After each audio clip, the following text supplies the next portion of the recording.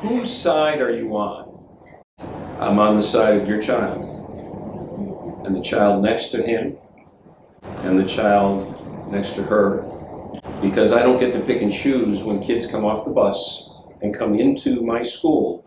They are all my children, and I'm not on one side or the other. I'm all around them. And that reminds me of the power, the promise of METCO. For all these many years and all the work that we have to do, it's complicated, it's frustrating, and yet it is the work.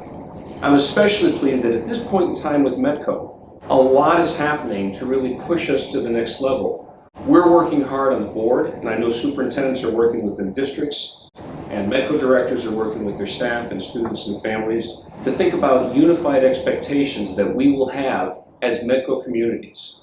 It can't be 33 separate METCO programs. It's one METCO program where we have common expectations, where we have set standards, where we have common opportunities for our kids. Who's at the table?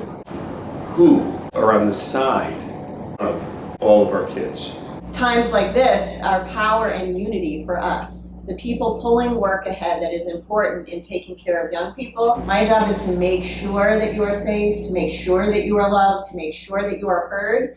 Times like this help us as METCO communities to pull and make sure together that there is an expectation of excellence and care in every single METCO district. And I just want to thank you, Millie, for consistently pulling forward that vision in the ethic of care. What is METCO 2.0? Our vision for this initiative is that every student in a METCO district receives an equitable, inclusive, and anti-racist education. That is what we're going to be focusing on. How do we get there? When we talk about diversity in schools, is confusing and acting as if desegregation and integration are the same thing. Desegregation is getting the bodies in the building. We know that you can have schools where you have different bodies in the building that are segregated within. Anybody experience that? Mm-hmm. I dare say that in some of the METCO schools that may be true as well. This is, I think, one of the key central ideas of actualizing 2.0 is that if we want to do that, we got to figure out ways to do that together. 2.0 requires us to shift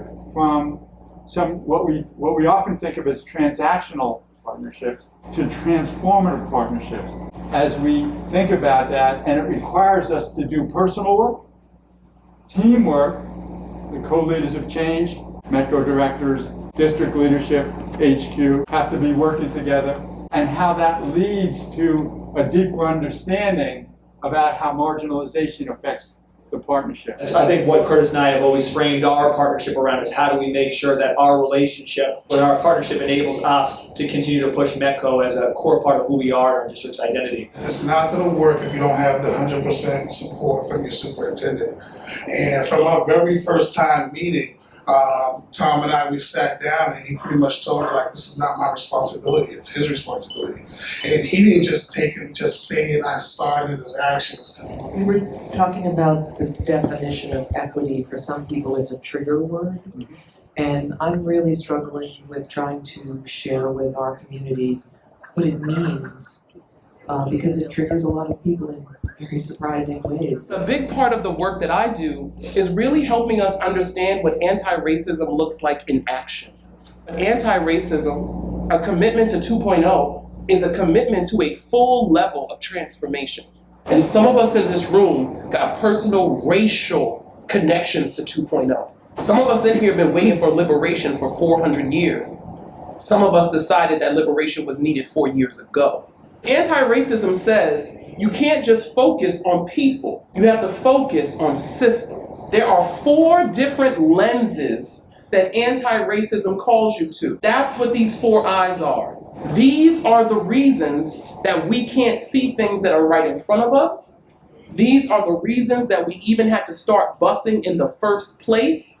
These are the reasons that some of us in this room still feel like imposters in our good jobs. This is an intentional practice to always focus, we ready, on 4 things at the same time. Anti-racism is a lens first before it is a strategy that you embed and roll out.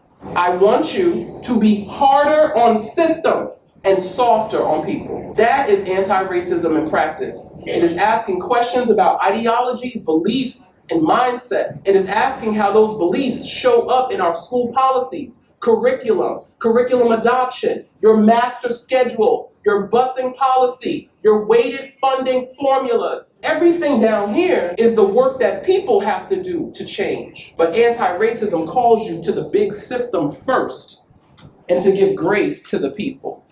Anti-racism calls us to complexity. And I'm telling you, you don't even have to focus on all 4 bubbles.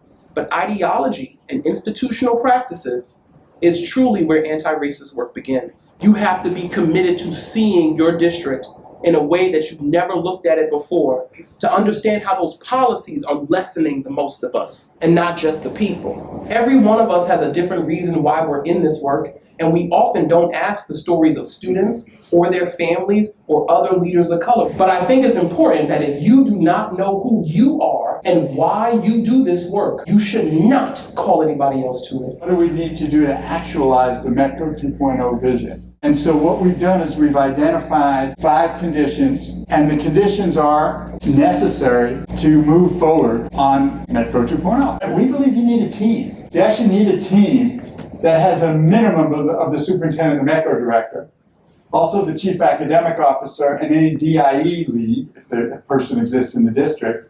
In addition to having a team, districts that are trying to move to METCO 2.0 need to position METCO and the METCO director in places that the METCO director can actually have influence on district-wide stuff. The team has to model the cultural work of developing a personal and team equity culture. And you have to have improvement structures in place. So we're looking both at processes and a willingness to use those processes on inequity wherever it shows up in the system. The 4th one is public engagement. How do we talk to people about it? You cannot move to 2.0 even just in your district without being ready and holding the conversations with people in the school committee, parent groups, media. And then the 5th one is the idea of fiscal commitment, right? We all know this, but we're just naming it. So thank you for indulging us on this annual retreat. And I'm just proud of all of you for saying yes and for allowing HQ to help to convene this work. I want to remind you, this is not about METCO students or families. If you are METCO, everybody in your community should be actually benefiting from that. So I look forward and I hope that this year we can all come together in a statement of solidarity of 2.0 and sign that dotted line and have that public commitment that everybody can see that we are making a commitment to being better as a program. So thank you so much.